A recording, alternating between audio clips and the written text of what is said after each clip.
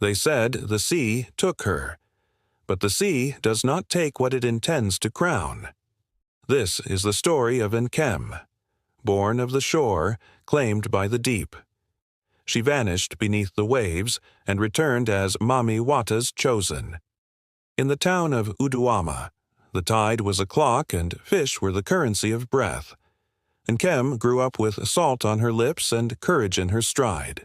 Her mother, Mama Ebele, sold smoked bonga by the jetty, humming songs that smelled of home. She would tell her daughter, "Water has eyes, my child. Greet it, and it will greet you back. But the river that gives can also demand." On a market day swollen with laughter, a storm crawled in without warning. Nets snapped, boats bucked. Amid the chaos, a child's bracelet slid from a slick plank. A small hand slipped beneath the froth. The waves closed like a fist. When the storm passed, only silence answered Mama Ebele's cries. The chief said, "The sea has taken what it loved. We will pour libation at dawn." But a mother's heart refused the sentence. For 7 nights, Mama Ebele lit a lantern at the water's edge and waited. As seasons turned, a different storm came. Bako, the trawler boss, dragging steel teeth across the nursery grounds. The fish fled. Nets came up empty. Uduama forgot its songs and learned to whisper hunger. The elders were furious, shouting, "These engines drink our future." But Bako would just smirk, tossing cash at his guards. "Your future is employment. My boats feed cities." Yet the river watched, and on the 7th anniversary of the lost child, the tide rolled in like a drumbeat from the underworld.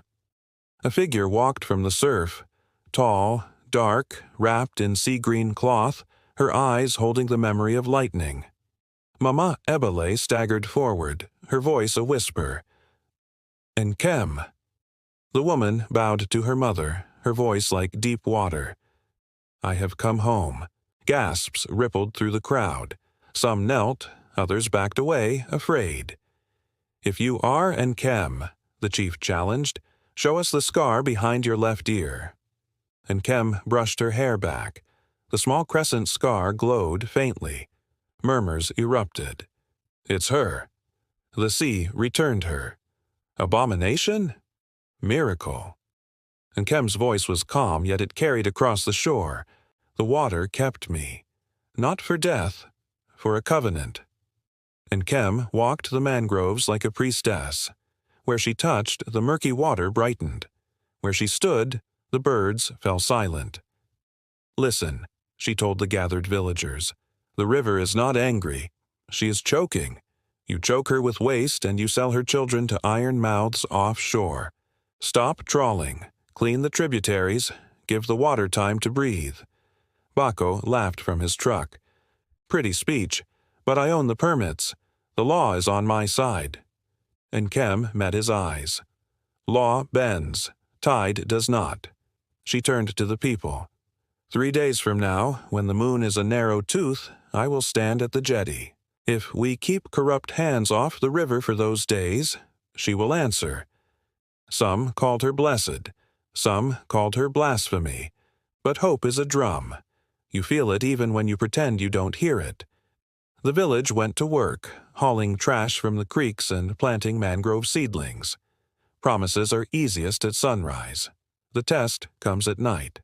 On the 3rd night, headlights sliced the dark. Bako's convoy. "Enough theater," he shouted.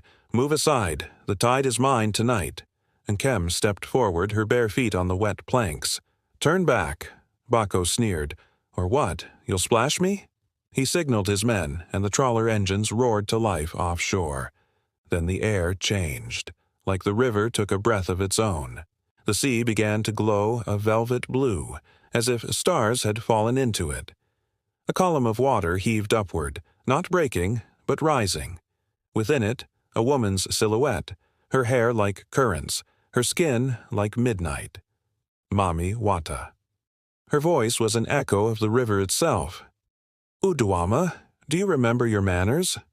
I sent a child back to you with the language of water. You answered with engines and greed." Offshore, the trawler's lights exploded. The sea lifted the boat like a toy and sank its keel into the sand like a nailed warning. Bako collapsed, trembling. Mami Wata looked upon the village. 3 offerings: truth, repair, and time. Name the harm, clean what you choked, and leave my nurseries to heal. She turned to Bako, the surf hissing around him. You will unchain each creek you bound. You will fund mangroves 3 times the size you cut, or the tide will call your name every night until you answer with breath. The storm did not break the town. It broke their pride. Uduama learned a new industry: repair. They counted pride less and seedlings more. Bako sold a boat and built a school. At the jetty, the river priestess placed a shell comb and a mirror of polished tin in Nkem's hands. Chosen is not a title, she smiled. It is a job. Nkem looked at her people. The covenant is simple. Greet the water, and she greets you back. They said the sea took her, but the sea crowned her instead. And through her, Uduama learned that power is not the storm that destroys. It is the tide that returns again and again to heal what we finally let it. Thank you for joining us on this journey.